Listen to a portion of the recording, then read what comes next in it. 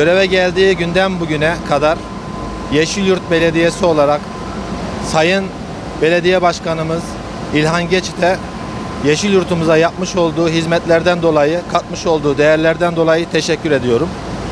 Bizler başkanımızdan ve kıymetli ekibinden çalışmalarından razıyız. Allah razı olsun. Hemşehrilerimize hayırlı Ramazanlar, hayırlı bayramlar diliyorum.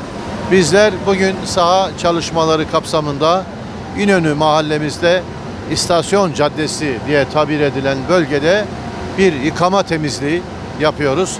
Malumunuz depremden sonra şehrimizde günde 1200 tane ağır tonajlı kamyon sürekli dolaşmakta, tırlar dolaşmakta.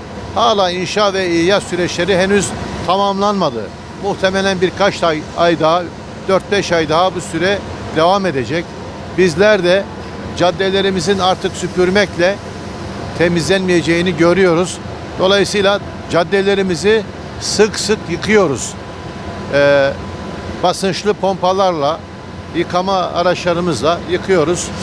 Ben bu çalışmaları yürüten Başkan Yardımcımız Kemal Oruç Bey'e, yine Temizlik İşleri Müdürümüz Ahmet Nacar Bey'e ve temizlik şeflerine, temizlikte çalışan tüm kardeşlerimize teşekkür ediyorum.